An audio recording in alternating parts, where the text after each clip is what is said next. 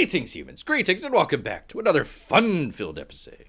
Bear here, 29-year veteran of the woods, and today, oh boy, you know what? Kind of an interesting show that we're going to be doing here today.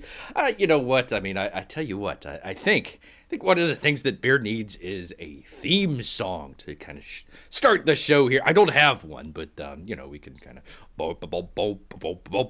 Bear live. I don't know, something along those lines, kind of a, needs kind of like a heavy rock kind of theme behind it, I suppose. Anyways, enough of all this gibber and jabber that Bear has going on here, because actually, you know what, we like to do, the fun and games and all that sorts of stuff, but every once in a while, we've got to do, a little bit more serious stuff, some stuff that Bear came across here in the news. Bear, much like many of you, remembers where he was when he heard the news. Heard the news about all this stuff. And I tell you,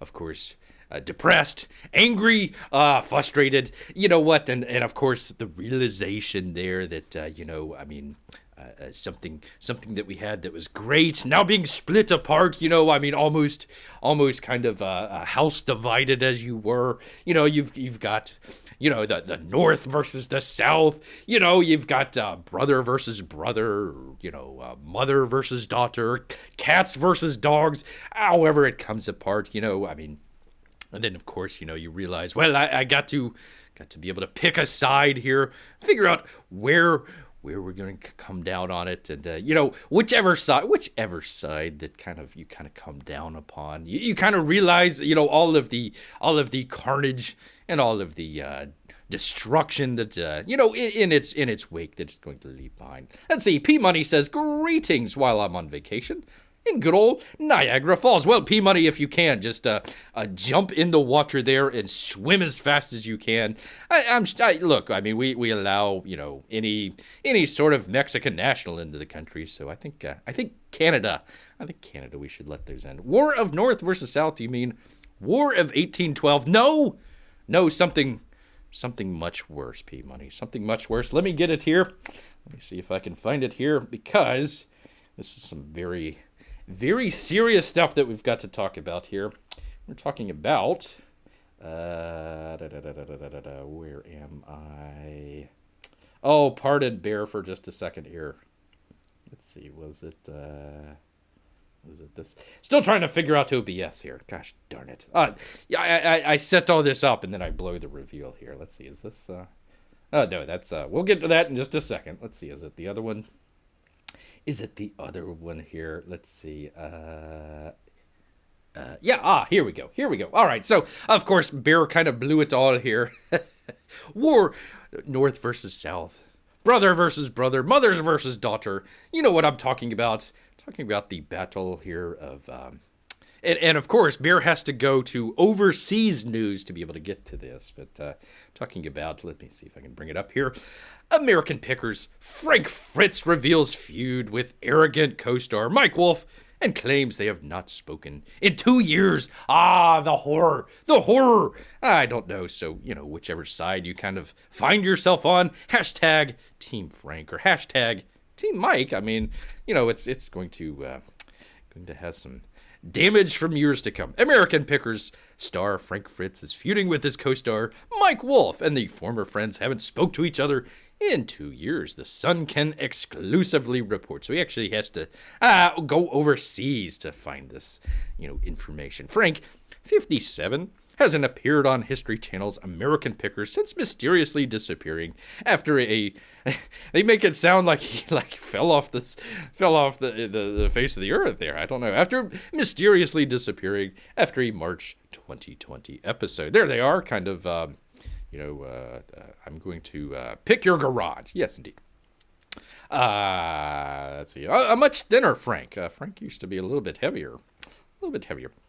In exclusive interview with The Sun, Frank revealed he's currently on the outs with Mike, who continues to appear on the History Show. Frank said, I haven't talked to Mike in 2 years. He knew my back was messed up, but he didn't call me and ask how I was doing. That's just how it is. The horror. While Frank refused to reveal the exact cause of the falling out, he claimed that there was somebody bought an oil can or something like that. He claimed that the tension over the shared American Pickers stardom. There was tension over their shared, America's Pickers stardom. Yes, indeed. There we go. He explained the show is tilted towards him 1,000%. I can't even bend that far down to show you how. I don't know why he's bending over, but that's fine. It's like you've got Aerosmith, and there's Steven Tyler, and he's the front man. I found my spot. I'm second, and he's number one on the show. That's no problem with me. Maybe he does have a problem. Oh, ho, ho. But Frank insisted that he is, quote, bigger when it comes to viewers. The fan favorite says, I'm not arrogant, and I'm more of a regular old guy. The guy that connects. Oh, whoops, I forgot to put up my, dang it. I tell you what, one of these days, it's not going to be a professional show, but it will eventually here. Peabody asks, American Pickers, the Cold War of the century. Yes, indeed. Bear remembers where he was when he heard about the breakup of the American Pickers. Yes, indeed. The fan favorite said, I'm not arrogant. I'm more of a regular old guy. The guy that connects with me is the guy who buys a 30-pack of Busch Light, holy cow, and a pizza on the weekend. That's my guy. My guy buys a $150 sign, not an $8,000 sign. Urgh! I haven't found a 100,000 vase or any Michelangelo stuff. Did they ever find any Michelangelo stuff on the American Pickers? I didn't know that. I never really had a big score like that. But all the small scores are the bread and butter, and that's my deal. He likes his bread and butter. P-Money asks, so Mike is the John Lennon of the Pickers group, and Frank is Ringo. No, he's lost. Listen, he's lost some weight here. Look at there. He's kind of slimmed up there.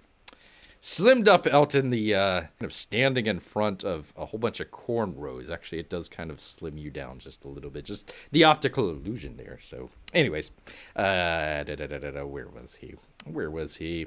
It's hard to, quote, put on the show after not talking to somebody for 2 years. Well, actually, you would have plenty to talk about, I think, when you're driving out there in the countryside.